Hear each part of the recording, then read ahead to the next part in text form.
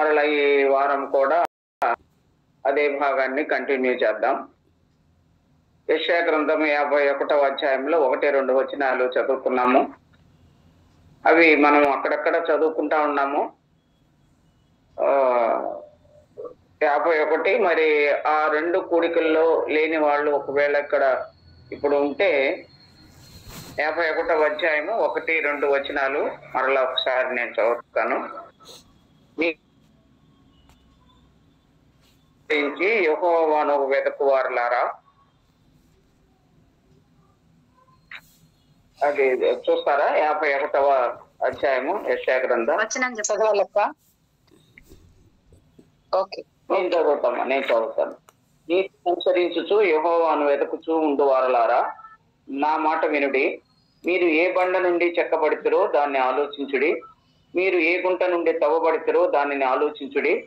మీ తండ్రి అయిన అబ్రహాము సంగతి ఆలోచించుడి. మిమ్మల్ని కనిన శారాను ఆలోచించుడి. ఈ వాక్య భాగము మనం చదువుకొని ఆ తర్వాత శారాను గురించి ధ్యానం చేస్తా ఉన్నాము. అందుకని మరలా మాటని నేను జ్ఞాపకం చేస్తున్నా. మనం అక్కడక్కడ 17వ అధ్యాయము, ఆ తర్వాత 15వ అధ్యాయంలో ప్రారంభంలో ప్రభు అబ్రహాముతో ఆ తర్వాత శారైతో మాట్లాడిన విషయాలు ఉన్నాయి అక్కడ 15వ అధ్యాయము. 16వ అధ్యాయంలో హాగరు అనేటువంటి ఐగుప్తీయురాలైన దాసిని గురించి మనం కొంత ధ్యానం చేశాము. ఆ తర్వాత 17వ అధ్యాయంలో అబ్రహాము శారై పేర్లు మార్చబడింది జ్ఞాపకం చేసుకున్నాం.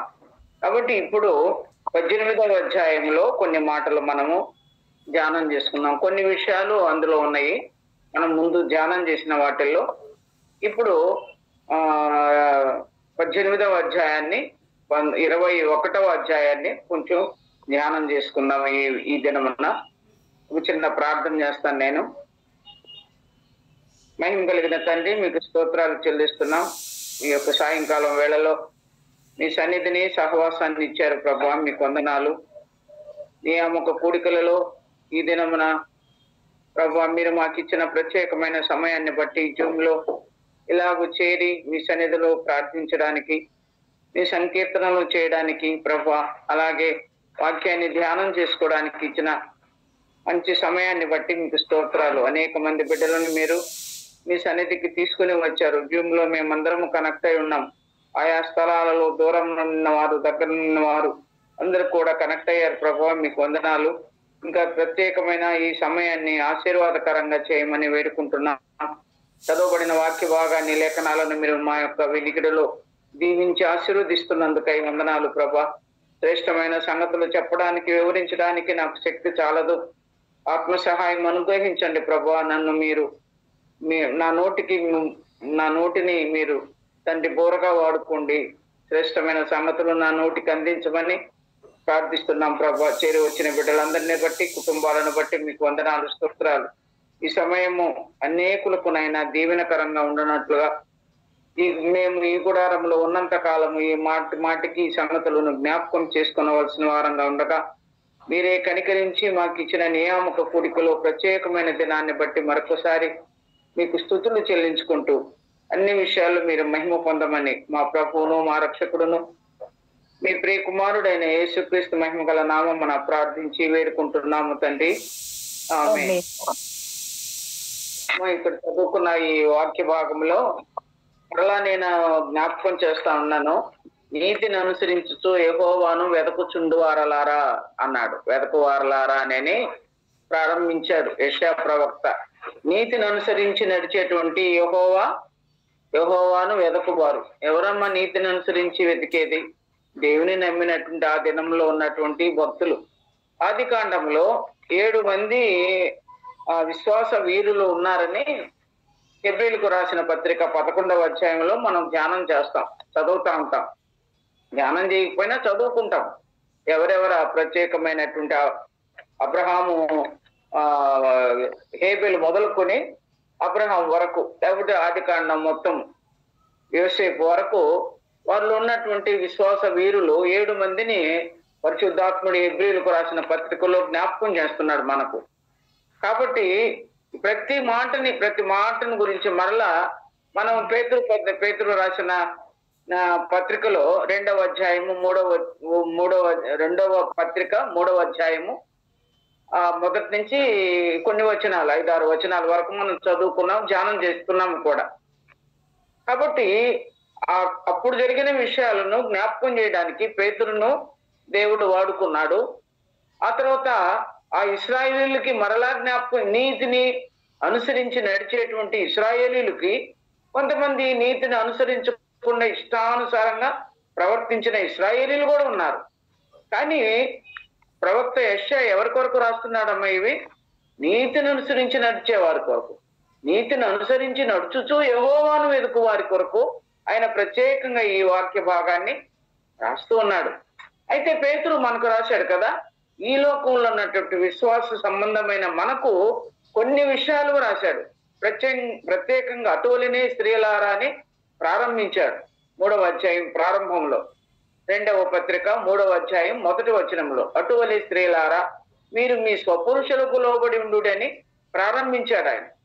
ప్రత్యేకంగా ఆయన ఇక్కడేమో నీతిని అనుసరించి వారిని గురించి ప్రవక్త అయిన యెషయా మాట్లాడుతుంటే, కొత్త నిబంధనలో భక్తుడైనటువంటి పేతురు ఎవరిని ఉద్దేశించి రాశాడమ్మా ఇవి? స్త్రీలకు మాత్రమే రాశాడు. అటువలే స్త్రీలారా మీరు మీ స్వపురుషులకు లోబడి ఉండు అని రాశాడు. కాబట్టి ఆయన మనల గురించి ఏమని రాస్తున్నాడు? మన భర్తలకు లోబడి ఉండాలని రాస్తూ ఈ విషయాలన్నీ ఎట్లా మీరు శారాకు పిల్లలు అవుతారు అని ముగింపులో వచ్చేసాడు. అవన్నీ మనం ధ్యానం చేసుకున్నాం కదమ్మా. నేను మరలా జ్ఞాపకం చేస్తున్నాను.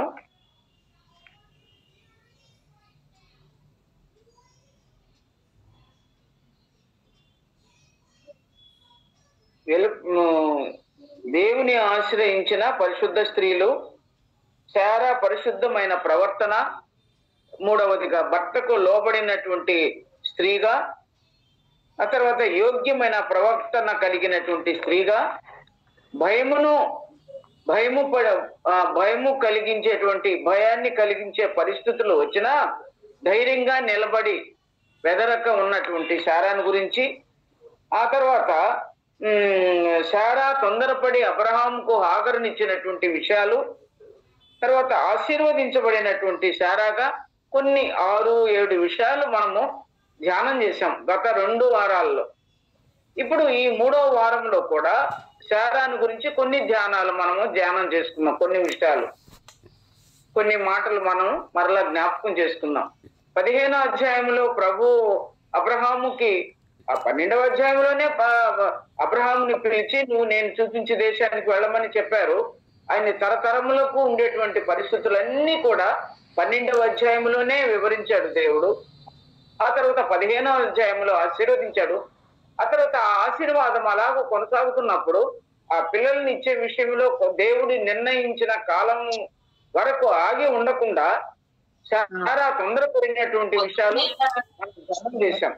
ఆఖరిగా 7వ మనం ముందు ధ్యానం చేసిన 7వ మాట, ఆశీర్వదించబడిన శారాగా, తల్లిగా దీవించబడిన శారా, ఈ లోకంలో దీవెనకు పాత్రురాలుగా ఎంచబడిన శారా. ఆ విషయంలో ఆ గుడారంలో ఉండే స్త్రీలందరూ దీవించబడ్డారని న్యాయాధిపతుల గ్రంథం 4వ అధ్యాయం 25వ వచనంలో ఉందనుకుంటా కదా. యాయేలుని గురించి రాస్తాడు పరిశుద్ధాత్ముడు. అక్కడ గుడారములలో ఉన్న స్త్రీలలో యాయేలు దీవించబడింది అంట. గుడారంలో ఉన్న స్త్రీలందరూ కూడా దీవించబడ్డారు. అట్లనే రిబ్కా కూడా, ఇస్సాకు రిబ్కాని తీసుకుని వచ్చి ఆ బెతువేలు గృహాన్ని నుంచి ఎలియాజరు తీసుకుని వచ్చినప్పుడు పొలంలో ధ్యానించుకుంటున్న ఇస్సాకు ఆమెను చూచిన తర్వాత, ఆమె ఆయన్ని చూచిన తర్వాత గుర్రము దిగి ఒంటెను దిగి తల మీద ముసుగు వేసుకొని ఆ యజమానుడి దగ్గర నిలబడుకున్నప్పుడు ఆయన తీసుకుని వచ్చి శారా గుడారంలో ఆమెను వెళ్ళిపెట్టాడు. అక్కడ శారా ఎలాగూ దీవించబడిందో అలాగే రిబ్కా కూడా దీవించబడడానికి ఆ గుడారంలోనికి తీసుకుని వచ్చాడు. అలాగే రాహేలు లేయాలు కూడా అప్పటికి యాకోబు కొన్ని ఇండ్లు కట్టించినట్టుగా మనము సుక్కోలు అనే ప్రాంతంలో ఇల్లు కట్టినట్టుగా చూస్తున్నాం. కానీ రిబ్కా మాత్రం, శారా రిబ్కా వీళ్ళిద్దరూ గుడారంలో ఉన్నారు. యాయేలు కూడా గుడారంలో ఉంది. ఈ గుడారంలో ఉన్నటువంటి స్త్రీలు ఆశీర్వదించబడిన వారు.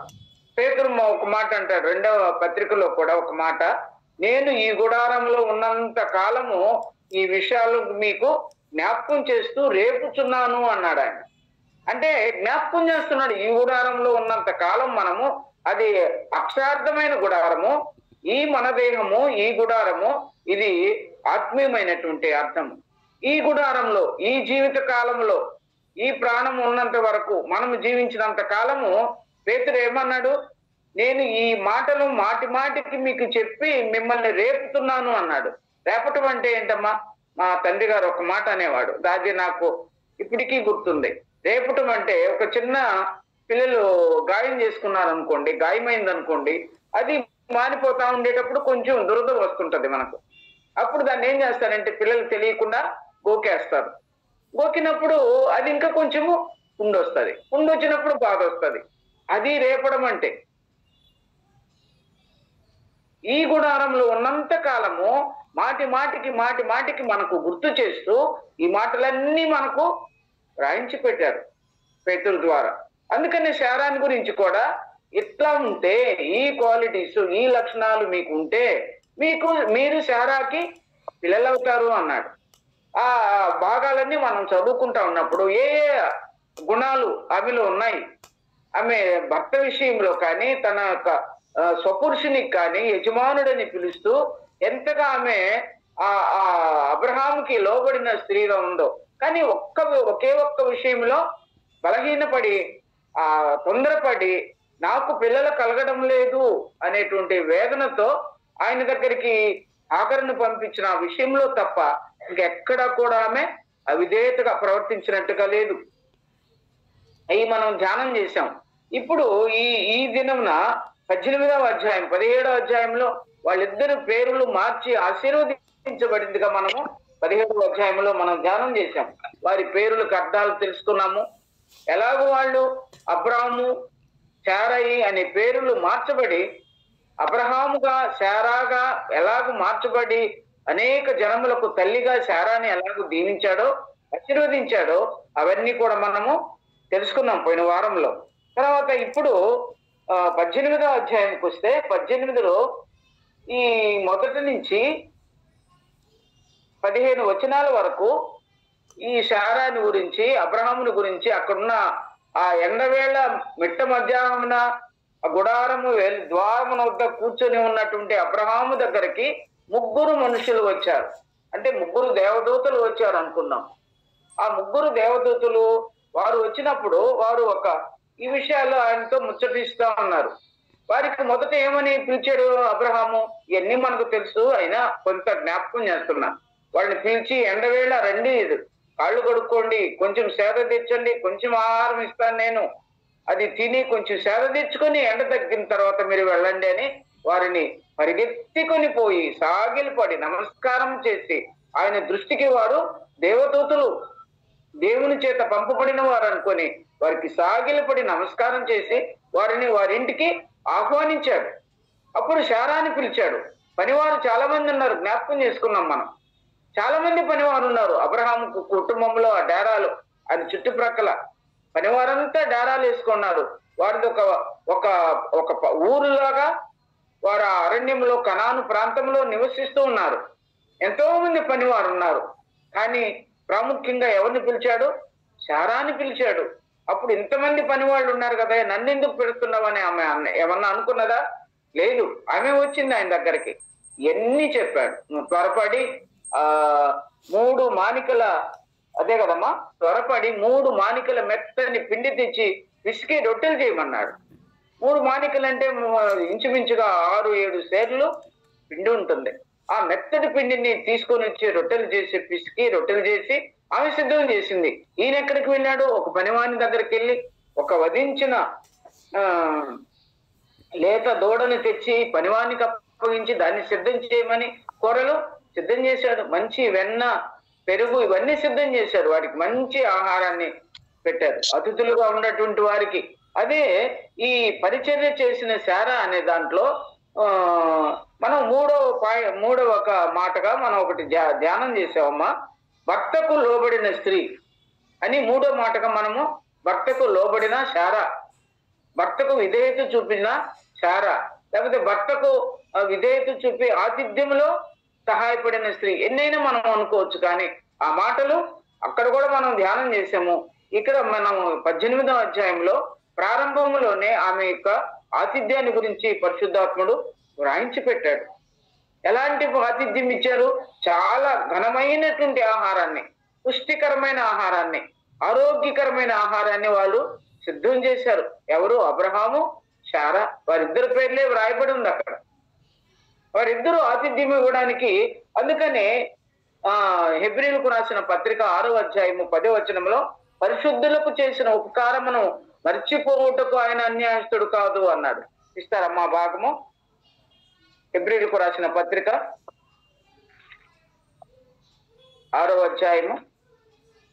తీసిన వాళ్ళు ఉంటే త్వరగా చదవండి.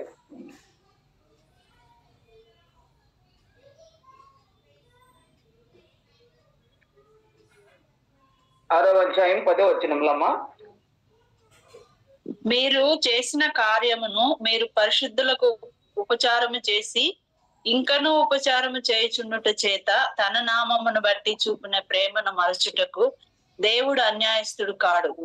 తన ప్రేమను, తన నామమును బట్టి చూపిన ప్రేమను మర్చిపోవుటకు ఆయన అన్యాయస్తుడు కాదు. దేవుడు అన్యాయస్తుడు కాదు. కాబట్టి ఆయన కొరకు పరిచర్య చేసినటువంటి ఆ శారాన్ని మర్చిపోతాడు ఆయన? గిన్నెడు నీళ్ళు ఇచ్చిన, చన్నీళ్ళు ఇచ్చినా ప్రతిఫలం పోగొట్టుకోవాలని మనం ప్రభువు చెప్పినప్పుడు, ఇక్కడ పరిశుద్ధాత్ముడు దేవుడు ఆమె ఇచ్చినటువంటి ఇంత మంచి భోజనం, ఇంత ఘనమైన భోజనము, ఇంత ఆరోగ్యకరమైన భోజనం తిన్నప్పుడు, ప్రశస్తమైన భోజనాన్ని పెట్టినప్పుడు అది తిని వారిని దీవిస్తున్నాడు. 15వ అధ్యాయంలో కూడా దీవించాడు. ఇంకా దీవించడానికి ఆయన ఇష్టపడుతున్నాడు. ఎన్ని దీవెనలన్నీ ఆయన దగ్గర గుప్తమై ఉన్నాయి. వాగ్దానాలన్నీ ఆయన చేతిలో ఉన్నాయి. మనం ఏది ఆయనకి ఇష్టమైన వారంగా ఉంటామో, ఏ విషయాల్లో ఆయన్ని మనము ఘనపరిచే వారంగా ఉంటామో, ఆయనకి ఇష్టమైన వారంగా ఉంటామో, అవన్నీ మనకి ఇవ్వడానికి ఆయన సిద్ధంగా ఉన్నాడు. అబ్రహాముకు శారాకి ఇచ్చినట్లుగా మనకు కూడా ఇస్తాడు. ఆయన మాటను నమ్మినప్పుడు, ఆయన వాగ్దానాలు నమ్మినప్పుడు, ఆయన యందు విశ్వాసం ఉంచినప్పుడు, ప్రతి విషయంలో ఆయనకు లోబడినప్పుడు, ఆయనను ఘనపరిచినప్పుడు మనకు కూడా ఆయన అదే చేయగలడు. ఆయన పక్షపాతి కాడు. అందరికీ ఆయన, అందరికీ ప్రభు ఆయన. నీకు, నాకు, అబ్రహాముకి, మన పితరులకు దేవుడు ఆయనే. ఇప్పుడు మనకును మా దేవుడు ఆయనే. మన తరం వారికి కూడా ఆయనే దేవుడు. ఎవరిని ఆయన త్రోసివేయడు. అందరికీ ధారాళంగా దయచేసే దేవుడు ఆయన. కాబట్టి అబ్రహాముకి, శారాకి చేసినటువంటి ఆ దీవెనలు, ఆ ఆశీర్వాదాలు మనకును చేస్తాడు. ఎందుకంటే మనము ఆయనని ఘనపరచాలి, మనము ఆయనని స్తుతించాలి. నిన్ననే మనం వాక్య భాగంలో ఘనపరిచేవాళ్ళు, ఆయన్ని ఘనపరిచేది ఏ విషయాలలో మనం ఘనపరచాలి? ఆయనకు స్తుతించటంలో ఘనపరుస్తున్నామా? ఆయనకు ఆతిథ్యం ఇచ్చే విషయంలో ఘనపరుస్తున్నామా? గనురాలు మన జ్ఞాపకం వస్తుంది కదమ్మా. ఆమె గనురాలని ఎలాగూ తీర్చబడింది? ఆమె చేసిన క్రియల వలన ఆమె పేరు రాయబడలేదు, కానీ ఆమె గనురాలని తీర్చబడింది. అలాగైతే మన జీవితాల్లో కూడా దేవుని ఘనపరిచే వారంగా ఉంటే మనకి ఎన్నో దీవెనలు దేవుడు ఇచ్చేవాడుగా ఉన్నాడు. ఇంకా చూడండి, రోమాపత్రిక 12వ అధ్యాయంలో కూడా ఒక మాట ఉంది చూడమా. రోమాపత్రిక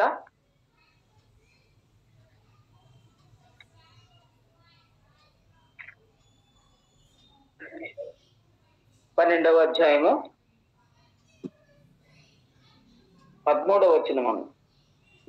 అవసరములలో పాలు పొందుచు, పరిశుద్ధుల అవసరములలో పాలు పొందుచు శ్రద్ధగా ఆతిథ్యం ఇచ్చుచుండుడి. చాలా మతాలు పరిశుద్ధుల అవసరములలో పాలు పొందుచు అంటే, పరిశుద్ధులు దేవుని చేత ప్రభు రక్తం చేత విమోచించబడి ఆయన సంఘములో సభ్యులంగా చేర్చబడిన మనమందరం కూడా పరిశుద్ధులము. నేను పరిశుద్ధుడనై ఉన్న ప్రకారం మీరును పరిశుద్ధులైండుడే అని చెప్పారు. కాబట్టి మనమందరం కూడా పరిశుద్ధులమే. అందుకని ఆయన ఏమంటున్నా అంటే, మీరు పరిశుద్ధుల అవసరములలో పాలు పొందుచు శ్రద్ధగా ఆతిథ్యం ఇచ్చుచుండుడి. అంటే ఆతిథ్యం ఇచ్చే విషయంలో కూడా శ్రద్ధ కావాలంట. మొన్న ఈ మధ్య మేము సోదరుల కూడిక మంగళవారం జరిగేటువంటి సమయంలో శ్రద్ధగా అనే మాట మీద కొంత ధ్యానం చేసాం. విజయ ఆ రోజు వాక్యం చెప్పింది. దాని మీద శ్రద్ధగా చేయడం, శ్రద్ధగా ఎవరెవరు చేశారని తీసుకుని వచ్చి మేమందరం కూడా దాని మీద ధ్యానం చేశాం. సామెతల గ్రంథము 31 అధ్యాయాలు ఉన్నాయి. అవన్నీ అందరినీ చదువుకోమని చెప్పాను. మరి ప్రభు చిత్తమైతే ఒక దినం ఆ యొక్క గ్రంథం మీద మాకు ఒక మంచి మెసేజ్ మా అందరం కూడా మధ్యాహ్నం కూడుకునేటువంటి సోదరులందరూ కూడా ఒక మంచి టాపిక్ ని ఇచ్చున్నాం. అందరం కలిసి చదివి అందులో ఏ ఏ భాగాలు ఎవరెవరికి వారి మనసుకు హత్తుకొని ఆ వాక్య భాగం నాకు ఇట్లా నా హృదయంలో పనిచేసింది అని చెప్పగలిగిన ఆ భాగాన్ని ధ్యానం చేయమని చెప్పాం అనుకున్నాం మేము. కాబట్టి శ్రద్ధగా ఆతిథ్యం చేసేది ఏమన్నాడమ్మా? మళ్ళా ఒకసారి ఆ మాటను చదువు. రోమాపత్రికలో ఆతిథ్యము ఇచ్చుచుండుడి, శ్రద్ధగా పరిశుద్ధుల అవసరములలో పాలు పొందుచు వారికి శ్రద్ధగా ఆతిథ్యం ఇచ్చుచుండుడి. ఉండాల, ఇవ్వుడి అనకుండా ఇచ్చుచుండుడి అన్నాడు.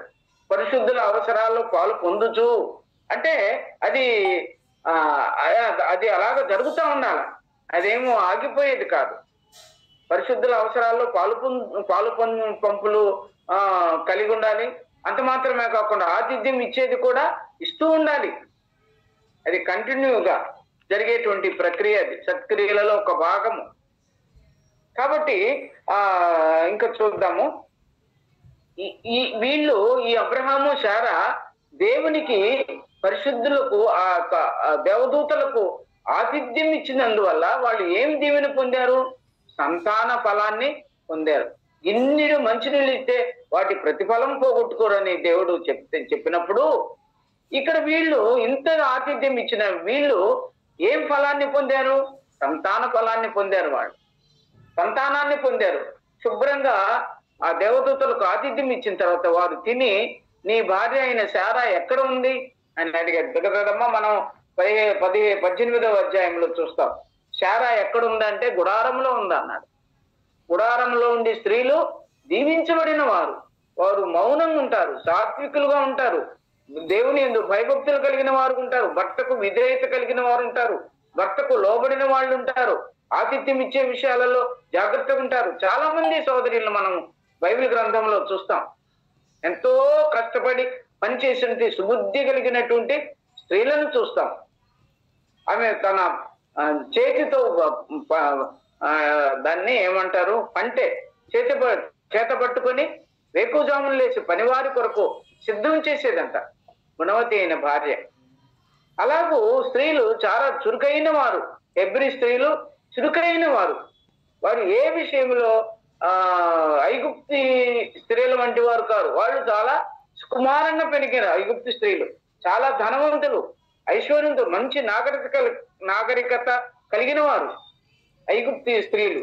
కానీ ఇశ్రాయేలీ స్త్రీలు అలా కాదు. వాళ్ళు చాలా కష్టం చేసేవాళ్ళు, దేవుని యందు భయభక్తులు కలిగిన వారు. అంత మాత్రమే కాదు, కష్టపడి పని చేసేవారు. చిన్న పిల్లలుగా ఉన్నప్పుడే పసిబిడ్డలుగా ఉన్న ఆ కాలంలో రజస్వల అంటే వయసుకు రాకముందు వారి ఇంట్లో ఉన్నటువంటి పశువులను కానీ గొర్రెలను కానీ వారు దానిని మేపాలి. తండ్రి మందలను మేపుతున్నటువంటి రిబ్కాను మనం జ్ఞాపకం చేసుకుంటాం కదమ్మా. అలాగే షూలమ్మితి కూడా తన అన్నలకు ఉన్నటువంటి ఆ మందలను కాయకపోతే నేను అన్నది. వారందరికీ అక్కడ ఆ దినాలలో వారి మందలను వారు జాగ్రత్తగా కాసేటువంటి పనులు అప్పగిస్తారు. ఆ తర్వాత వయసు వచ్చిన తర్వాత వారిని ఇంకా బయటికి పంపరు. అలాంటి ఆచారం కలిగినటువంటి ఆ దినాలలో బహుగా కష్టపడినటువంటి స్త్రీలు గుడారాల్లో ఉండేవారు. వాడు గుడారంలో భర్తకి విధేయత కలిగి లోబడి వారి పని చేసుకునేవారు, ఇంటి పని.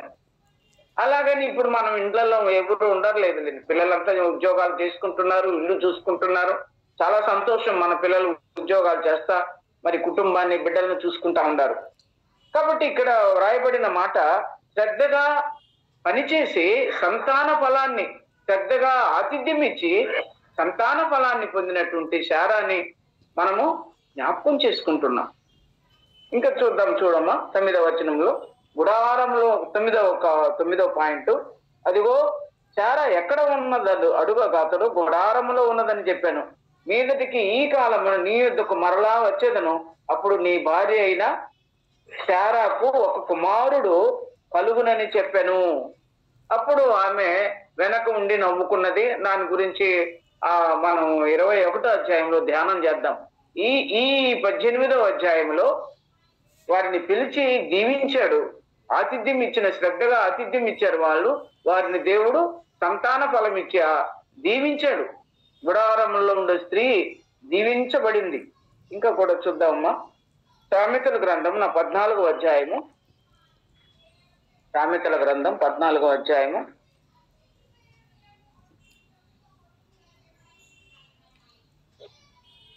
11వ వచనం, యథార్థవంతుల గుడారము వర్ధిల్ల చేయనని ఉంది కదమ్మా. వర్ధిల్ల చేయనని. భక్తిహీనుల ఇల్లు నిర్మూలమగును, యథార్థవంతుల గుడారం వర్ధిల్లును. నీతిమంతుల మళ్ళీ చదువు ఒకసారి. భక్తిహీనుల ఇల్లు నిర్మూలమగును, యథార్థవంతుల గుడారము వర్ధిల్లును. నేను ఇస్తున్నాను, మీరు ఇద్దరు చదివినా నాకు అర్థం కాలది. 11వ వచనం ఆంటీ, 14-11 వచనం. 14-11. భక్తిహీనుల ఇల్లు నిర్మూలమగును, యథార్థవంతుల గుడారం వర్ధిల్లును. అవసరం లేదు కానీ యథార్థవంతుల గుడారము వర్ధిల్లును. ఇంకొక చోట కూడా ఉంది, నీతిమంతుల గుడారము వర్ధిల్ల చేయును అని కూడా రాయబడి ఉంది. అయితే ఇక్కడ యథార్థవంతుల గుడారము వర్ధిల్లును. ఆ గుడారము యథార్థంగా మనం జీవించినప్పుడు మన గుడారం కూడా వర్ధిల్లుతుంది. అందుకని పేతుర్ది మనం జ్ఞాపకం చేసుకున్నాం. 2వ పత్రిక 1వ అధ్యాయము 14-15 వచనంలో, ఈ గుడారంలో ఉన్నంత కాలము, ఈ శరీరం అనే గుడారము, ఈ లోకంలో మనం ఉన్నంత కాలము ఈ మాటలన్నీ జ్ఞాపకానికి తెచ్చుకొని అనేకులు మీ మనసులను నేను రేపుచున్నాను అన్నాడు. ఇందాక ధ్యానం మనం మాట్లాడుకున్నాం కదా మా మాటని. కాబట్టి ఈ గుడారంలో ఉన్న మనము దేవుని వాక్యానికి విధేయత చూపిన వాళ్ళంగా మనం ఉండాలి. అదే ఈ గుడారంలో ఉన్నవారు కూడా వర్ధిల్ల చేశారు. హెబ్రీయులకు రాసిన పత్రిక 11వ అధ్యాయము 9వ వచనం చూస్తారమ్మా. హెబ్రీయులకు రాసిన పత్రిక 11లో విశ్వాస వీరుల పట్టికలో ఈ మాటలన్నీ వ్రాయబడి ఉన్నాయి. 11వ అధ్యాయము 9వ వచనంలో, విశ్వాసమును బట్టి అతడును అతనితో ఆ వాగ్దానం సమాన వారసులైన అనువారును గుడారములలో నివసించుచు అన్యుల దేశములో ఉన్నట్టుగా వాగ్దత్త దేశములో పరవాసులైన. చాలమ్మా, అన్యుల దేశంలో అనువారు ఇస్సాకు యాకోబు ఆ వాగ్దానానికి సమాన వారసులైనటువంటి వీరిద్దరూ గుడారములలో నివసించుచు అన్యుల దేశంలో ఉన్నట్టుగా వాగ్దత్త దేశంలో పరవాసులైరి అన్నారు. ఎవరు? ఇస్సాకు యాకోబులను కూడా దేవుడు అందులో గుడారంలో ఉండేటువంటి వారితో పోల్చాడు. ఇస్సాకు గుడారంలో ఉన్నాడు, శారా గుడారంలో ఇస్సాకు రిబ్కా ఉన్నారు. మరి హారాను నుంచి వచ్చినటువంటి యాకోబు కూడా ఆ గుడారంలోనే నివాసం చేశాడు. అప్పుడు అక్కడ ఆ గుడారం ఎవరిది? తన తల్లిది. రిబ్కా గుడారము, శారా గుడారము, రిబ్కా గుడారము. రిబ్కా దగ్గర నుంచి వీరికి అది పితృపారంపర్యమైన ఆస్తిగా సంక్రమిస్తా ఉంది ఆ గుడారం. ఆ గుడారాల్లో ఉండి ఏ విధంగా మరి చదువుతాం, చేసిన గుడారములో నివసించుచు అన్యుల దేశములో ఉన్నట్టుగా వాగ్దత్త దేశములో పరవాసులైరి అన్నారు. కాబట్టి ఈ వాక్యాలన్నీ మనం చదువుకున్నప్పుడు ఆ గుడారాల్లో ఉన్నటువంటి స్త్రీలు కానీ పురుషులు కానీ సాత్వికులుగా, మంచి స్వభావం కలిగిన వారుగా, జగడమాడని వారుగా, ఎంతో దేవునికి విధేయులైన వారుగా, దేవుని చేత ఆశీర్వదించబడిన వారుగా, దేవుని చేత దీవించబడిన వారుగా ఆ గుడారాల్లో నివసించారు వాళ్ళు. కాబట్టి ఈ గుడారంలో మనం ఉన్నంత కాలము ఈ విషయాలన్నీ మనము జ్ఞాపకం చేసుకున్నాం. ఈ గుడారం, ఈ శరీరం అనే గుడారంలో మనము ఈ లోకంలో ఉన్నంత కాలము ఈ విషయాలన్నీ శారా, అబ్రహాము, ఇసాకు, యాకోబు వారి యొక్క సంతానము ఇవన్నీ కూడా మనము పితరులను జ్ఞాపకం చేసుకున్నాం. యుగాంతమందున్న మనకు బుద్ధి కలగడానికి కొరింథీయులకు రాసిన మొదటి పత్రిక మొదటి అధ్యాయం 10వ వచనంలో ఉంది కదమ్మా. ఇవన్నీ కూడా మనకు బుద్ధి కలగడానికి దేవుడు రాయించి పెట్టాడు ఈ మాటలు. శారాను గురించి ఇప్పుడు మనం ఎందుకు ధ్యానం చేసుకుంటున్నాం? మనకు బుద్ధి కలగడానికి. తర్వాత మనం వెళదామమ్మా. ఈ 5వ అధ్యాయం 24వ వచనంలో యాయేలు గురించి కూడా మనం ధ్యానం చేశాం. తర్వాత మనము మన పాఠానికి మనం వస్తే 18వ అధ్యాయము ఈ భాగమైంది. 19వ అధ్యాయము సొదొమ గొమొర్రా పట్టణాల గురించి వచ్చింది. ఆ తర్వాత 20వ అధ్యాయము ఆదికాండము 20వ అధ్యాయంలో ఈ అబీమెలెకు రాజు దగ్గరికి ఆమె అక్కడికి వాడు తీసుకుపోయినట్టుగా, తన అందాన్ని బట్టి ఆయన వివాహం చేసుకోవాలని శారాన్ని తీసుకుపోయినట్టుగా 20వ అధ్యాయం ఉంది. 21వ అధ్యాయంలో మనము కొన్ని విషయాలు ధ్యానం చేద్దాం. 21వ అధ్యాయము కొన్ని విషయాలు ధ్యానం చేద్దాం. యెహోవా తాను చెప్పిన ప్రకారము శారాను దర్శించెను. మొదటి వచనం, తాను చెప్పిన మాట చొప్పున శారాను దర్శించెను. ఏమి చెప్పాడు ఆయన? 18వ అధ్యాయము ఆ 10వ వచనంలో 18వ అధ్యాయము 10వ వచనంలో మీదటికి నీ కౌగిటి కుమారుడు నీకు కలుగును అని చెప్పాడు కదమ్మా. ఆ మాట ప్రకారంగా ఆయన శారాని దర్శించాడు. ఇక సంవత్సరమైంది. ఆయన మాట ఇచ్చి నెరవేర్చుకున్నా ఉంటాడా? ఆయనకి అసాధ్యమైంది ఏదైనా ఉందా? కాబట్టి మాట ఇచ్చిన దేవుడు తప్పకుండా నెరవేరుస్తాడు. అందుకని ఈ సంవత్సరానికి 21వ అధ్యాయంలో తాను చెప్పిన ప్రకారంగా ఆయన మాట ఇస్తే నెరవేర్చగల దేవుడు. ఆయన మాట చెప్పిన ప్రకారము శారాను దర్శించను. యెహోవా తాను ఇచ్చిన మాట చొప్పున శారాను గూర్చి చేశాను. ఎవరికి మాట ఇచ్చాడమ్మా? శారాకు మాట ఇచ్చాడు. నీకు మీదటికి కుమారుడు కలుగుతాడు, నీ గర్భమున పుట్టబోవాడు నీకు వారసుడు. నువ్వు తొందరపడి నువ్వు హాగర్ని నీ భర్తకిచ్చావు కదా, నాకు పిల్లలు లేరు, నా కొరకు నాకు పిల్లలు కావాలి కాబట్టి నువ్వు నా దాసితో పొమ్మని నువ్వు తొందరపడి నీ భర్త దగ్గర మరొక స్త్రీని, ఐగుప్తు స్త్రీని పంపించావు కదా. అలాగూ కాదు, నేను నీకు మాట ఇచ్చాను, ఆ మాట ప్రకారంగా నిన్ను దర్శిస్తున్నా. నిర్ణయ కాలమున అన్న రాయబడి ఉంది అక్కడ, నిర్ణయ కాలములో అని. కాబట్టి ఎట్లా తాను ఇచ్చిన మాట చొప్పున శారాకు చేసిన. లూకాసు వార్త మొదటి అధ్యాయము 37వ వచనంలో ఒక మాట ఉందో చూస్తారమ్మా. అక్కడ మరి విషయంలో కూడా గబ్రియేలు దూత అలాగే మాట్లాడుతున్నాడు. లూకాసు వార్త మొదటి అధ్యాయము 37వ వచనంలో, దేవుడు చెప్పిన ఏ మాట అయినను నిరర్థకము కానేరదని ఆమెతో చెప్పాను. దేవుడు చెప్పిన ఏ మాట అయినను నిరర్ధకము కానేరదని ఆమెతో చెప్పాను. అందుకు మరే ఏమన్నది? ప్రభు దాసురాలను నీ మాట చెప్పిన శారాకు నాకు కలుగును గాక నేను అంతటా దూత యుద్ధ నుండి వెళ్ళాను. చాలమ్మా. ఇప్పుడు అబ్రహాము విషయంలో శారా విషయంలో ఏమన్నాడు? యెహోవా తానిచ్చిన మాట చొప్పున శారాను గుర్చి చేశాను. నీవిచ్చిన మాట చొప్పున ప్రభు దాసురాలను నీ మాట చొప్పున నాకు కలుగునుగాక, జరుగునుగాక అన్నాడు. అవును, ఆయన మాట ఇచ్చాడు. నీ గర్భమున ఒక పరిశుద్ధుడైనటువంటి దేవుని కుమారుడు పుట్టబోతున్నాడు. నీవు పరిశుద్ధురాలవు, నీవు ధన్యురాలవు, నీవు ఆశీర్వదించబడిన దానవు. ఇవన్నీ దీవెనలు. తర్వాత ఈ ఎలిజబెత్ అన్నది పరిశుద్ధాత్ముడు కూడా పరిశుద్ధాత్ముడు ఆమెను గురించి వ్రాయించి పెట్టారు. ఈ మాటలన్నీ కూడా తాను చెప్పిన ప్రకారంగా, తాను మాట ఇచ్చిన తన మాట చొప్పున మరియకు చేశాడు, తన మాట చొప్పున శారాకి చేశాడు. ఇంకా మనం చూద్దాం. 2వ వచనంలో ఇంకొక మాట ఏముందమ్మా ఇక్కడ? ఆదికాండములో 21వ అధ్యాయము 2వ వచనంలో, ఎట్లనగా దేవుడు అబ్రహాముతో చెప్పిన నిర్ణయ కాలములో శారా గర్భవతి అతని ముసలితనం ముందు అతనికి కుమారుని కనెను. అతని వృద్ధాప్యములో, అబ్రహాము వృద్ధాప్యములో శారాను దర్శించాడు.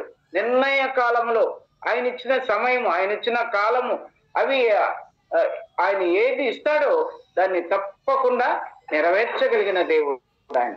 అందుకనే ఆ అబ్రహామునకు 90 సంవత్సరముల వయసులో అబ్రహాముకు కుమారుని కనెను. అంతకుముందు మనం చూస్తాం కదమ్మా 16వ అధ్యాయం 2వ వచనంలో శారా ఐగుప్తీయురాలైనటువంటి హాగరును ఆయన దగ్గరకు పంపించేటప్పుడు నాకు ఆమె కుమారుని నా కొరకు కనును అన్నది. మరి మీరు జ్ఞాపకం చేసుకోండి, మనం తీయడానికి సమయం కాదు. 16వ అధ్యాయం 2వ వచనంలో నా కొరకు కుమారుడు కనును ఈ హాగరు, కాబట్టి నా దాసితో పొమ్ము, ఆమె వలన నాకు కుమారుడు పుడతాడు, ఆమె వలన నాకు కుమారుడు పుడతాడు అన్నాడు. కానీ ఇక్కడ ఏమన్నాడు దేవుడు? ఇక్కడ ఆ మాట చూడమ్మా, శారా నిర్ణయ కాలంలో శారా గర్భవతి అయి అతని ముసలితనమందు అతనికి కుమారుని కనెను. ఎవరికి? అబ్రహాముకి కుమారుని కన్నది. అప్పుడేమో నాకు కుమారుడు కావాలన్నది. నాకు కుమారుడు కావాలని ఒక తొందరపాటు నిర్ణయం వల్ల ఇష్మాయిల్కు జననమైనాడు. కానీ ఇక్కడ దేవుడు ఏమంటున్నాడు? అతనికి అబ్రహాముకి కుమారుని కనెను. దేవుడు ఇచ్చేశాడు. దేవుడు వాగ్దానం చేసిన దేవుడు మాట మార్చగలడా? అది ఎన్నటికి కూడా ఆయన మాట ఇచ్చి నెరవేర్చుకుంటున్నా. కాబట్టి ఆ శారాకి మనం పిల్లల్ని కంటున్నాము. ఆ పిల్లలు ఎవరి కొరకు? నేను నాకు ఇచ్చిన నా కుమారులను నా పిల్లలను అని యెషయా గ్రంథంలో రాయబడి ఉంది. ఈ మధ్య దినాలలో మనం ఆ వాక్యాన్ని కూడా బాబు చెప్పినప్పుడు విన్నాం. ఆయనకి ఇచ్చిన కుమారులు. యాకోబు కూడా అన్నాడు, ఏశావుతో వచ్చినప్పుడు, ఏశావు ఎదురుగా వస్తున్నప్పుడు యాకోబు ఏమన్నాడు? ఇదిగో ఈ పిల్లలంతా, ఈ గుంపంతా దేవుడు నాకు ఇచ్చిన పిల్లలు అన్నాడు. దేవుడు మనకిచ్చిన పిల్లలు, మన దగ్గర ఉండే మనం పెంచుతున్నాం ఈ లోకంలో పిల్లల్ని. వారు ఎవరి కొరకు పెంచాలి? మనము తన దేవుని కొరకు, దేవుని కృపలో వాళ్ళు ఎదగడానికి, దేవుని పద్ధతులు, దేవుని యొక్క క్రమాన్ని వారు ఎదగడానికి, ఆయన్ని నమ్మి ఆశ్రయించి ఆయన పిల్లలుగా తీర్చబడడానికి మనం ఆ పిల్లల్ని పెంచాలి. అందుకని ఇక్కడ తేటగా రాయబడింది, అబ్రహాముకి ఆమె కన్నది. నిర్ణయ కాలంలో అబ్రహాము కొరకు బిడ్డని కన్నది. అబ్రహాము మన ప్రియ ప్రభుకి గుర్తుగా ఉన్నాడు, మన పితరుల తండ్రి ఆయన. అలాగైతే మనకిచ్చిన పిల్లలు దేవుని కొరకు మనము పెంచాలి. ఇంకా చూద్దాం.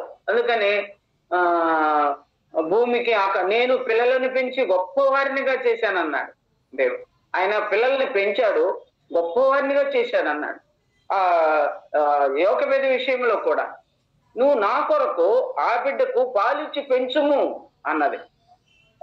ఐగుప్తు ఫరో కుమార్తె ఆ బిడ్డని తీసుకొని నైల్ నదిలో దొరికిన మోషేని తీసుకొని పేరు పెట్టి ఆ బిడ్డ కోసం ఒక దాదిని పిలుచుకొని వచ్చినప్పుడు ఆ దాదితో ఏం మాట్లాడుతుందామే? ఈ బిడ్డని తీసుకొని పోయి నా కొరకు వానికి పాలిచ్చి పెంచుము అన్నారు. ఎవరి కొరకు? ఐగుప్తు రాణి అయినటువంటి ఆ ఫరో కుమార్తె కొరకు పెంచుతుంది. అయితే దేవుడు మనకిచ్చిన బిడ్డల్ని ఆయన కొరకు మనం పెంచాలి. ఇప్పుడు అబ్రహాము కొరకు శారా ఎలాగో బిడ్డను కని అబ్రహాముకు అప్పగించిందో అలాగే మనం కూడా మన ప్రియ ప్రభుకు మన బిడ్డల్ని అప్పగించవలసిన వారంగా ఉన్నాం. ఇంకా చూద్దాం, చూడమ్మా.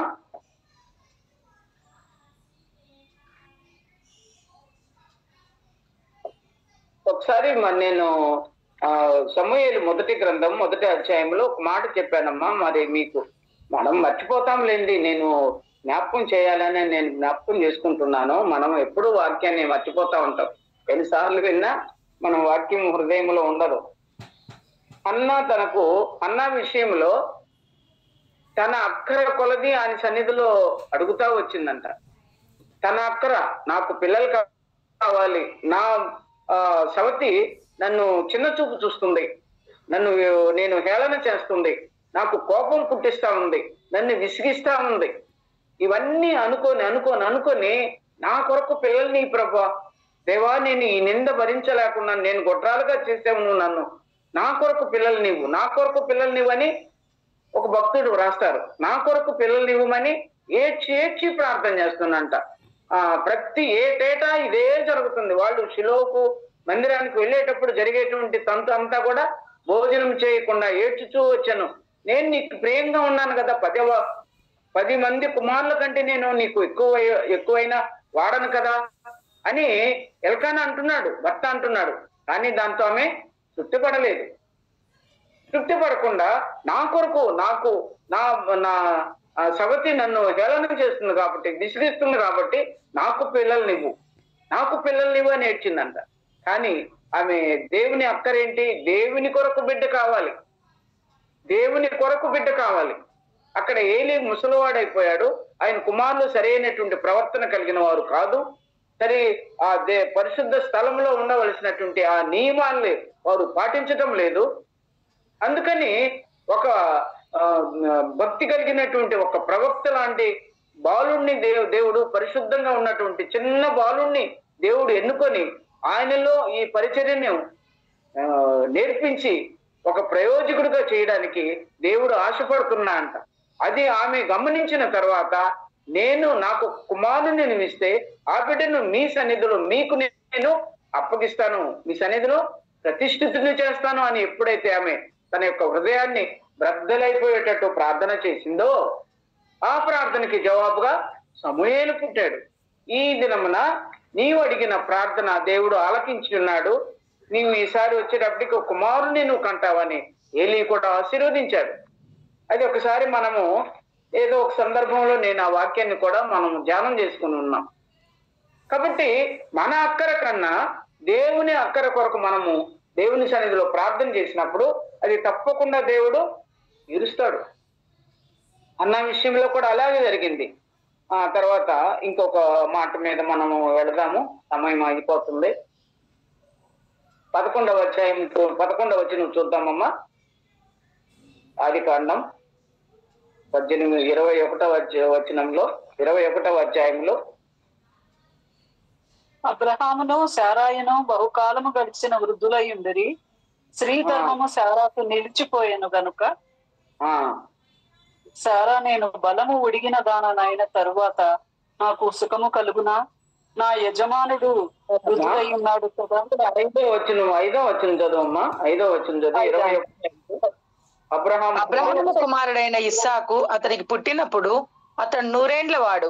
అప్పుడు శారా, దేవుడు నాకు నవ్వు కలుగు చేశాను, వినువారెల్లా నా విషయమై నవ్వుదురనెను. ఇప్పుడు 6వ వచనము 5, 6 వచనాల్లో ఏముంది? దేవుని వలన నవ్వును పొందిన శారా అందాం. ఒక చిన్న మాట. లేకపోతే సంతోషించిన శారా, దేవుని వలన సంతోషాన్ని అనుభవిస్తున్న శారా అనుకుందాం కదా. ఇప్పుడు మొదటంతా ఏమనుకుంది? నేను ఈ వృద్ధాప్యంలో ముసలితనమందు నా భర్తకు నేను పిల్లలను కంటానా? నేను గర్భము మృతతుల్యమైన గర్భం కదా, నాకు ఇప్పుడు పిల్లలు పుడతారా అని గలతీ పత్రికలు కూడా ఉంది. తర్వాత రోమా పత్రికలు కూడా 4వ అధ్యాయంలో అనుకుంటారు, అక్కడ కూడా వ్రాయబడింది ఈ మాటలు. ఇక్కడ ఆదికాండము 18వ అధ్యాయంలో ఇప్పుడు మనం చదువుకున్న భాగంలో నువ్వు నవ్వావు అని నవ్విందంట ఆమె. అయ్యో, నాకు ఈ వయసులో పిల్లలు పుడతారా? నా భర్త 100 వాడు కదా, ఆయనకి పిల్లలు పుడతారా అని నవ్వింది. శారా నవ్వనేలా అంటే, అయ్యా నేను నవ్వలేదు అన్నది. మళ్ళా అవును నువ్వు నవ్వితువని నువ్వు అని అక్కడ 15వ వచనంలో ఉంది. నవ్వింది ఆమె. ఇప్పుడేమంటుంది? ఇప్పుడేమైంది? శారాకి నవ్వు కలుగు చేశాడంట. దేవుడు నాకు నవ్వు కలుగు చేశాను. అప్పుడు నవ్విన నవ్వు ఏంటమ్మా? అది అనుమానపు నవ్వు అన్నాను కదా. అనుమానం చేసింది, అనుమానించింది. నిజంగా నాకు పిల్లలు పుడతారా? నా వయసు ఎక్కడా? అబ్రహాము నా యజమానిని వయసు ఎక్కడా? మేమిద్దరూ వృద్ధాప్యంలో ఉన్నాము, మాకు ఇంకా ఇప్పుడు పిల్లలు పుడతారా అని నవ్వుకుంది, అనుమానంగా నవ్వింది. కానీ ఇప్పుడు నిజమైన సంతోషాన్ని అనుభవిస్తుంది. దేవుడు మాట ఇచ్చి నెరవేర్చకుండా ఉండునా? దేవుడు మాట ఇచ్చి స్థాపించకుండా ఉండునా? సంఖ్యాకాండం 23వ అధ్యాయంలో ఉంది. దేవుడు మాట ఇచ్చి స్థాపించకుండా ఉంటాడా? ఆయన ఆ మాటని ఆమె అప్పుడు మర్చిపోయింది, కానీ ఇప్పుడు నిజమైన సంతోషాన్ని ఆమె అనుభవిస్తుంది. ఇంకా చూద్దాము. యోబు గ్రంథము ఒక మాట ఉందమ్మా. యోబు గ్రంథము నిజమైన నవ్వుకి ఆయన ఒక నిర్వచనం చెప్పారు. యోబు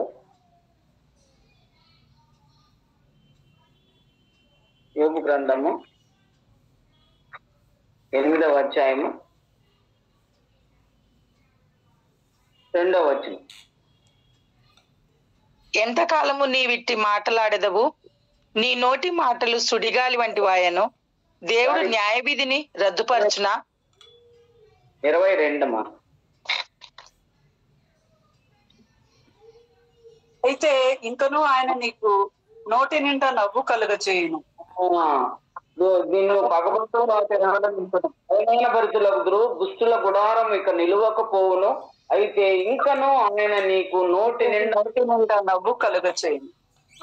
యోబుకి స్నేహితులు వచ్చి హేళన చేస్తున్నారు, భార్య వచ్చి దూషించి చనిపోమంటుంది. ఇవన్నీ అనుభవించిన తర్వాత దేవుడు ఆయనతో మాట్లాడుతున్నారు.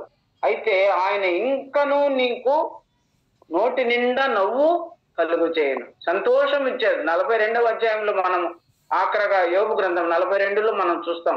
ఆయన ఎంత సంతోషించాడు, రెట్టింపు ఆశీర్వాదానికి పాత్రుడే. ఇవన్నీ ఇక్కడంతా దుఃఖం ఉంది. కొంతకాలం మీకు దుఃఖం ఉండవచ్చు, ఆ తర్వాత సంతోషమైనటువంటి పరిస్థితులు మనకు సంభవిస్తాయి. ఇంకా కూడా ఈ నవ్వు ఇష్మాయేలు పుట్టినప్పుడు అది ఇష్మాయేల్ గురించి ధ్యానం చేసుకున్నప్పుడు ఆయన వలన దుఃఖం పొందాడంట అబ్రహాం. కానీ ఇస్సాకు వలన సంతోషాన్ని అనుభవిస్తున్నాడు. నిజమైన వారసుడు, గర్భవాసమున ఉండేటువంటి వారసుడు ఆయన. ఇంకా చూడమ్మా, కీర్తన 126వ కీర్తనలో 2వ వచనంలో ఒక మాట ఉంది. సియోనుకు మనము ఆ దేశంలో ఉన్నప్పుడు బాధను అనుభవించాము, సియోనుకు తిరిగి వచ్చినప్పుడు మన నోటి నిండా నవ్వు ఉండెను అని ఉంది. కీర్తనలో 126 2వ వచనములు. సియోనుకు మనం తిరిగి వచ్చినప్పుడు, మన దేశానికి మనం వచ్చినప్పుడు, ఆ పరిశుద్ధ పట్టణానికి వచ్చినప్పుడు, ఆ యెరూషలేము దేశానికి మనం వచ్చినప్పుడు మన నోటి నిండా ఏముందంట? నవ్వు ఉన్నది. అప్పుడు దుఃఖం ఉంది. వారు చెరగొనిపోయిన తర్వాత దుఃఖము అనుభవించారు, అవమానపడ్డారు, ఇబ్బందులు పడ్డారు, ఎన్నో శ్రమలను వారు ఓర్చుకున్నారు. అయితే తిరిగి సియోనుకు వచ్చినప్పుడు, తిరిగి దేవుని సన్నిధికి వచ్చినప్పుడు, దేవుని విడిచినప్పుడు కష్టము, దేవుని దగ్గరకు వచ్చినప్పుడు సంతోషం. మన జీవితాల్లో కూడా ఏ విషయాల్లో అయితే మనం తప్పిపోతున్నామో ఆ తప్పిపోయినటువంటి పరిస్థితుల్లో దుఃఖపడుతున్నాం కొన్నిసార్లు. తిరిగా దేవుని సన్నిధికి వచ్చినప్పుడు మనము మన నోటి నిండా నవ్వు ఉండెను, సంతోషం ఉంది. ఇంకా చూద్దామా దాసిని 10వ వచనంలో, ఇదే 21వ అధ్యాయం, కొద్దిగా 10 నిమిషాలు నేను ఈ భాగాన్ని ముగించేద్దాము.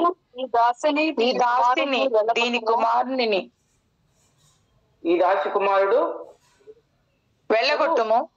ఈ దాసి కుమారుడు నా కుమారుడైన ఇస్సాకుతో వారసుడై ఉండడని అబ్రహాముతో అనెను. చాలమ్మా. అతని కుమారుని బట్టి ఆ మాట అబ్రహామునకు మిక్కిలి దుఃఖము కలుగు చేశాను.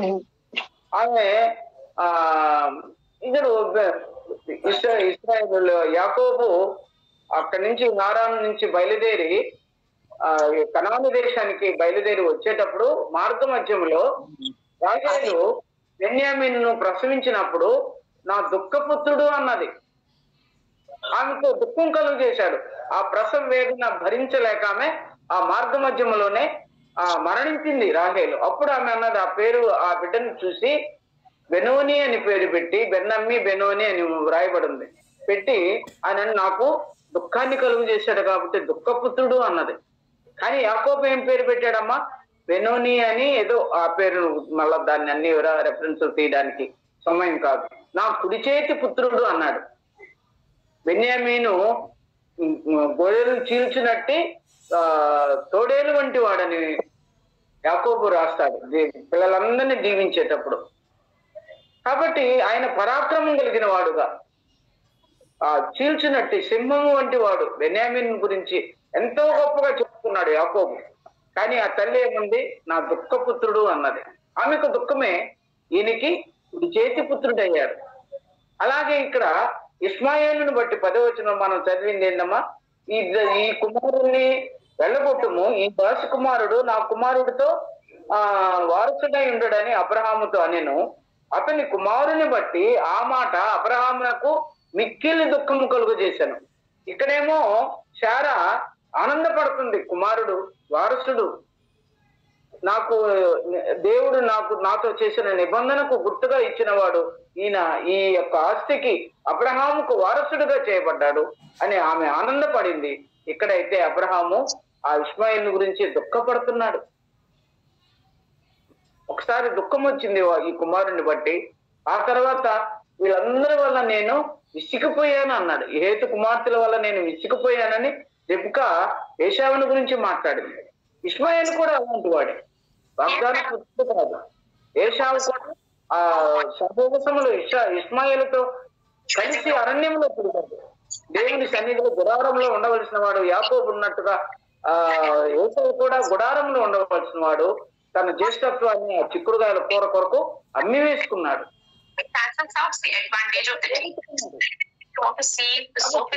దేవుని యొక్క ఆశ్చర్యమైన కార్యాలు మనం వినడానికి మన హృదయాన్ని ఎంతో ఆనందంగా ఉంటా ఉన్నాయి. ఈ మాటలు దేవుని విసర్జించినప్పుడు, దేవుని త్రోసివేసినప్పుడు, దేవుని మార్గంలో ఉండకుండా ఉన్నప్పుడు, దేవునితో సహవాసం లేకుండా ఉన్నప్పుడు మనం ఏ శ్రమలు ఏ కష్టాన్ని అనుభవిస్తామో అవన్నీ మనకు యుగాంతం ఉంటుంది. మనకు బుద్ధి కలగడానికి ఈ పరిశుద్ధ లేఖన భాగాలన్నీ మనకు దేవుడు ఇచ్చి ఉన్నాడు.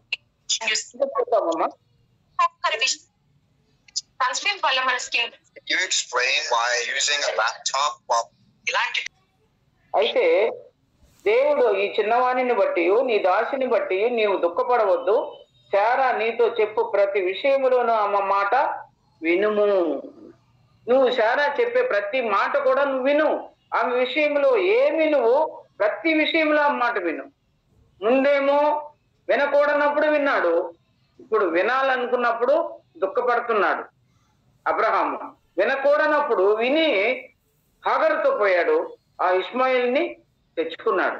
ఆ తర్వాత ఇప్పుడు కుమారుని వెళ్ళగొట్టమన్నప్పుడు మిక్కిలి దుఃఖపడుతున్నాడు. ఆ దుఃఖపడే విషయంలో ఒక్కసారి మనము ఒక ఆలోచన చేసినట్లయితే 14 సంవత్సరముల వయసు వాడు, మంచి యవ్వన కాలంలో ఉన్నాడు ఇష్మాయిలు. ఈ పిల్లవాడు 3 ఏళ్ళో 4 ఏళ్ళో 5 ఏళ్ళో అంత వయసులోనే పాలు విడిచిన తర్వాత గొప్ప విందు చేశాడు అబ్రహాము. ఆ విందులో పరిహసించుతూ చూచినప్పుడు అన్నాడు. మత్తయి పత్రిక 4వ అధ్యాయం 25వ వచనంలో ఒక మాట ఉందమ్మా. ఈ లోకంలో వారికి మనము హాస్యాస్పదంగా ఉంటున్నామంట, హేళన చేసే వాళ్ళుగా ఉంటున్నారంట మనల్ని, క్రైస్తవులను. అవును, అది సత్యమే. అప్పుడు ఆ ఇష్మాయేలు ఇస్సాకుని ఎలా పరిహసించాడో, విసిగించాడో, అవన్నీ కూడా ఇప్పుడు కూడా మనకు అలాగే జరుగుతూ ఉన్నాయి. ఈ లోకంలో కూడా, ఈ కాలంలో కూడా ఇవన్నీ మనం వింటా ఉన్నాం వార్తల్లో. కాబట్టి పరిహసిస్తున్నారు. దేవుని నమ్మిన పిల్లలంటే హేళనగా ఉంటున్నారు. కానీ దేవుడు మన మీద ఒక ప్రత్యేకమైనటువంటి ప్రేమను కలిగి ఉంటున్నాడు. ఆ సమయంలో మనం ఆలోచన చేసుకున్నామంటే 14 ఏళ్ల వయసులో తండ్రికి ఇష్మాయేలుకి అబ్రహాంకి ఒకే రోజున సున్నతి జరిగింది. ఒకే రోజున సున్నతి జరిగింది. వారిద్దరూ ఒకవేళ కొంతకాలం వాళ్ళు విశ్రాంతి తీసుకోవాలి. సున్నతి జరిగిన తర్వాత ఇద్దరు బెడ్ మీద ఉన్నారేమో, బాగా పలకరిస్తూ మాట్లాడుతున్నాడేమో అబ్రహాము. ఈ సంతోషంతో కొంతకాలము 14 సంవత్సరాలు పెంచిన వాడు ఇప్పుడు ఆ దాసి కుమారుని ఇద్దరిని వెళ్ళగొట్టమంటున్నాడు దేవుడు. ఈ లోక విషయాల్లో కూడా మనము ఎంత ఆశలు పెట్టుకోకూడదు. అవన్నీ తీసివేయబడుతున్నాయి. దేవుడు మనకిచ్చిన సమయాన్ని, దేవుడు మనకిచ్చినటువంటి ఆ కృపను మనం గట్టిగా పట్టుకొని ఉండాలంటే ఈ లోకంలో ఉన్న వాటన్నిటినీ ఏమని నష్టంగా ఎంచుకొని తీసివేయాలి పక్కన. ఆత్మీయంగా మనం నష్టపోతాం. ఈ లోకాన్ని ప్రేమించినట్లయితే ఆత్మీయంగా పోతాం. కాబట్టి లోకములో ఉన్న వాటినైనాను ప్రేమింపకుడి. అవి చాలా దుఃఖాన్ని కలిగిస్తాయి మనకు. కాబట్టి వాటిని ప్రేమించకుండా దేవుడు మనకి ఇచ్చిన మాట ప్రకారంగా నీవు శారా నీతో చెప్పు ప్రతి విషయంలో ఆమె మాట వినుము. దేవుని మాటలు మనము వినాలి. దేవుడు చెప్పిన ప్రతి మాటను మనము విని ఆలకించి ఆచరించాలి. అలాగున్నప్పుడు మనము దీవెన పొందుతాం. అప్పుడు అక్కడగా మనం ఇంకొక మాట చదువుకొని ముగించుకుందామమ్మా. మన పిల్లల విషయంలో, దేవుని విషయాల్లో మనం ఎలాగున్నాం? ఇక్కడ అబ్రహాముకి శారాకి కలిగినటువంటి ఈ సంబంధంలో శారా ఆ విషయాల గురించి ఆలోచన చేసుకున్నప్పుడు ఆ రాత్రి అంతా నిద్ర పట్టలేదంట అబ్రహాముకి. తెల్లవారి వేకుజామును లేయాలి, ఆ బిడ్డను ఆ తల్లిని తీసుకొని పోయి ఆ అడవిలో వదిలేసేయాలి. ఇది అబ్రహాముకి చాలా దుఃఖం కలుగు చేసిందంట, చాలా వేదన పడ్డాడు. అయితే దేవుడు నేను నిన్ను ఆ కుమారుని కూడా ఆశీర్వదించా. ఇంకొక మాట 15వ అధ్యాయంలో ఉంది. ఆ అబ్రహాము అడిగాడు దేవుణ్ణి, ఇష్మాయేలు విషయంలో బ్రతుకనిమ్ము అన్నాడు. ఇష్మాయేలుని నీ సన్నిధిలో బ్రతుకనిమ్ము, ఒక ఆశీర్వాదం ఇచ్చినప్పుడు, నీ గర్భమున పుట్టబోవాడు నీకు వారసుడగునని చెప్పినప్పుడు దేవుడు ఆయన దుఃఖపడి ఆ ఇష్మాయేలుని బ్రతుకనిమ్ము అన్నాడు. 15వ అధ్యాయం 14 అనుకుంటా నేను. అబ్రహాము ఎక్కడుంది ఆ మాటని? 15వ అధ్యాయం అనుకుంటాను, 14. సరే, మనకు అవన్నీ తీయడానికి సమయం కాదు. నీ సన్నిధిలో ఇష్మాయేలును, నా కుమారుడైన ఇష్మాయేలును బ్రతుకనిమ్ము అని అడిగాడు దేవుణ్ణి. అలాగే నేను మంచి ఆశీర్వాదం చేస్తాను, దీవిస్తాను. 12 మంది రాజులు అతని గర్భంలో ఉంటాడు, అతనిని ఒక గొప్ప జనంగా చేస్తాను.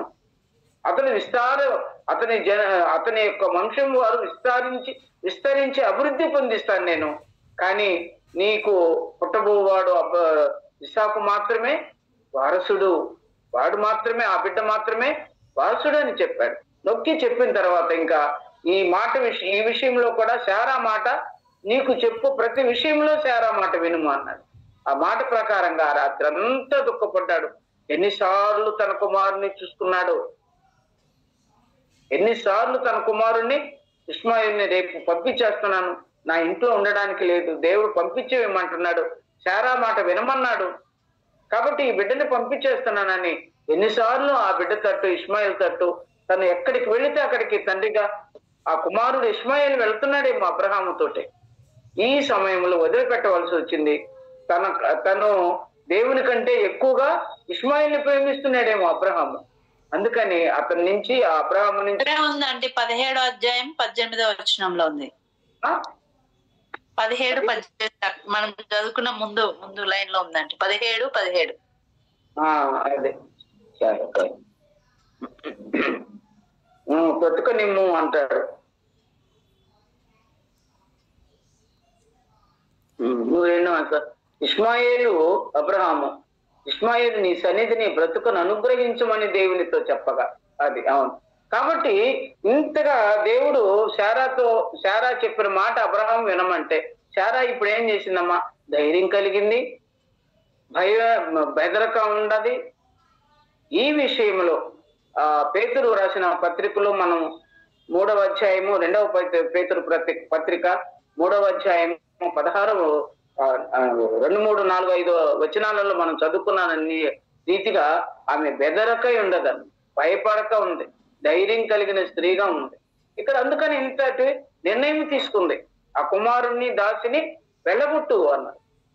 ఆ విషయంలో దేవుడు కూడా ఆమె మాట విను ప్రతి విషయంలో అన్నాడు. ప్రతి విషయంలో, ఈ సందర్భంలో ప్రతి విషయంలో ఆమె మాట నువ్వు వినమన్నాడు. అలాగైతే దేవుడు చెప్పిన ఏ మాట కూడా నిరర్ధకం కాదు కనుక ఆమె ఎవరు వారసుడు అని జ్ఞాపకం చేసుకుంది. ఈ రిబ్కా కూడా ఏశావు విషయంలోను యాకోబు విషయంలోను, యాకోబు వలె గుడారంలో ఉండవలసిన ఏశావు అడవిలో వేటకాడు వలె వేటకి వెళ్ళేది, ఒక జంతువుని వేటాడి తీసుకొచ్చి మాంసం వండి తండ్రికి తల్లికి ఇక్కడ వారికి పెట్టేది. వాడి ఆహారం మీద ఎక్కువ, దానికి కడిపే వాని దేవుడు అన్నట్టుగా ఆ ఆహారం మీదనే పోయాడు. కానీ ఇక్కడ గుడారంలో నెమ్మదిగా సాధువుగా ఉండవలసిన వాడు యాకోబు అలాగే ఉన్నాడు. అందుకని దీవించబడ్డాడు యాకోబు. ఏశావు అలాగూ దీవించబడలేదు. తన యొక్క తొందరపాటు నిర్ణయం వల్ల ఆశీర్వాదాలన్నీ కూడా పోగొట్టుకున్నాడు. అందుకని దేవుడు అన్నాడు, ఇప్పుడు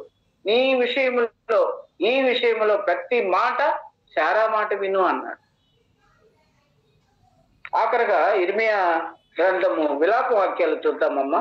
దేవుని చిత్తాన్ని ఎరిగి ఒక మంచి ఆలోచన చేసుకొని శారా ఒక నిర్ణయం తీసుకుంది. అది దేవుని కూడా ఇష్టమైంది. శారా మాట విను అన్నాడు. అలాగే దేవుని కుటుంబ విషయాలలో మనం ఏ మాటలు ఏ సలహాలు దేవుని విషయాలు తీసుకుంటున్నాం, మన సొంత నిర్ణయాలు తీసుకుంటున్నాం, మన కుమారుల విషయాల్లో కుమార్తెల విషయాల్లో ఫలానా నేను మనం నిర్ణయించుకుంటున్నామా, దేవుని చిత్తానికి వదిలిపెడుతున్నామా, మనం ఆలోచన చేసుకుందాం. విలాప వాక్యాలు 2వ అధ్యాయము, అది మనకు బాగా తెలిసిన వాక్య భాగమే, మరలా జ్ఞాపకం చేస్తున్నాను నేను. మన పిల్లల కొరకు మనం ఏం చేయాలి? 18వ వచనం అక్క, జనులు హృదయపూర్వకంగా యెహోవాకు మొరపెట్టుదురు. సియోను కుమారి ప్రాకారమా, నదీ ప్రవాహం వలె దివారాత్రము కన్నీరు పారనిము, విరామము కలగనీయకము, నీ కంటి పాపమును విశ్రమింపనీయకము, నీవు లేచి రేయి మొదటి దామున మొరపెట్టుము. నీళ్లు కుమ్మరించినట్లు ప్రభువు సన్నిధిని నీ హృదయమును కుమ్మరింపుము. నీ పసిపిల్లల ప్రాణం కొరకు నీ చేతులను ఆయన తట్టు ఎత్తుము. చాలమ్మా, చాలు. నువ్వు లేచి నదీ ప్రవాహము వలె దివారాత్రము కన్నీరు పారనిమ్ము, విరామము కలుగనీయకము, కంటి పాపను విశ్రమింపనీయకము, నీవు లేచి రేయి మొదటి జామున మొరపెట్టుము. నీళ్లు కుమ్మరించినట్టు ప్రభు సన్నిధిని నీ హృదయమును కుమ్మరించుము. మన పసిపిల్లల ప్రాణం కొరకు ఇక్కడ శారా తన యొక్క కుమారుని కొరకు ఆమె ఎంతగా ప్రయాసపడి ఎంత ధైర్యం తెచ్చుకొని అబ్రహాముకు ఒక సలహా ఇచ్చింది, ఇది ఇలాగూ చేయండి. రాబో కాలాన్ని గురించి జాగ్రత్తగా ఆలోచన చేసి ఎవరు వారసుడుగా ఉంటాడు, వాగ్దానం చేసిన వాడు నమ్మదగిన వాడు, మన గర్భమున పుట్టబోవాడు మనకు వారసుడు అవుతాడు. కాబట్టి ఇచ్చిన వాగ్దానాన్ని నమ్మి ఆమె ఒక మంచి నిర్ణయం తీసుకుంది. అందుకనే బెదరక ఉన్న ఎడల అని పేతురు రాస్తాడు. బెదరక ధైర్యం కలిగి ఆమె ఒక మంచి నిర్ణయం తీసుకుంది. అలాగూ మనం కూడా దేవుని విషయాలలో మన పసిపిల్లల ప్రాణం కొరకు రేయి మొదటి జామున లేచి నీళ్లు కుమ్మరించినట్లుగా కుమ్మరించాలి ప్రభు సన్నిధిలో. మన పసిపిల్లల ప్రాణం కొరకు ఆయన తట్టు మన చేతులను ఎత్తాలి. ఇంకా యోబు కూడా అలాగే ప్రతి అరుణోదయమున లేచి తన బిడ్డలందరి కొరకు ఒక్కొక్కరి నిమిత్తమై ఆయన దహన బలిని అర్పించిన వాడుగా చూస్తున్నాం. దేవుని సన్నిధిలో బిడ్డల కొరకు మన పిల్లల కొరకు మనం ఎలాగో ప్రార్థన చేయాలి. ఆత్మీయంగా మనం ఎంతమందిని కన్నాం? మీరందరూ శారాకు పిల్లల కుదురు అన్నాడు పేతురు. కాబట్టి మనము ఎంతమందికి తెల్లులుగా ఉంటున్నాము? ఆత్మీయమైన విషయాలు మనం నేర్చుకొని మన పిల్లలకు నేర్పుతున్నాం. దేవుని సన్నిధికి వచ్చేవారు కావచ్చు, మందిరంలో ఉన్నవారు కావచ్చు, అందరి విషయాలలో జాగ్రత్త కలిగి మనము ఉండాలి. అలాగూ తన బిడ్డను రాబో ఇశ్రాయేలీలకు ఒక వారసునిగా తీర్చిదిద్దింది. ఇప్పుడు మనం ఏమంటున్నామమ్మా? పితరుల దేవుడని ఎవరిని గురించి మనం సంబోధిస్తున్నాము? అబ్రహామును గురించి, ఇస్సాకును గురించి, యాకోబును గురించి మనం ప్రార్థన చేస్తున్నాం. ఇస్సాకు వారసుడు, అందుకనే అబ్రహాము, ఇస్సాకు, యాకోబులు వారి దేవుడు, వారి పితరుల దేవుడు ఆయనే. అనోకు మొదలుకొని నోహు వరకు కూడా, హేబెల్ మొదటి నుంచి ఇంతవరకు కూడా ఒక్కొక్కరి తరములలో దేవుడు వారిని ఆశ్చర్యరీతిగా ఆశీర్వదించి కాపాడుతూ తన యొక్క నిబంధనను, తన యొక్క మార్గములను వారికి బోధిస్తూ నడిపిస్తూ ఉన్నాడు. ఇప్పుడు కూడా మనల్ని అలాగే నడిపిస్తున్నాము. మనం అలాగ నడుచుకొని మన పిల్లలను కూడా దేవుని సన్నిధిలో అలాగ పెంచాలని ప్రభు మనల్ని హెచ్చరిస్తున్నాడు. మన పిల్లలు దేవుని కొరకు పనిచేసేవారుగా, దేవుని యొక్క కృపలో వారు ఎదిగేటట్టుగా, ఆయనకు వారసులుగా ఉండేటట్టుగా మనం మన పిల్లల్ని పెంచి దేవునికి మనం అప్పగించవలసిన వారంగా ఉన్నాము. దేవుడి మాటలు మన కొరకు దీవించును గాక.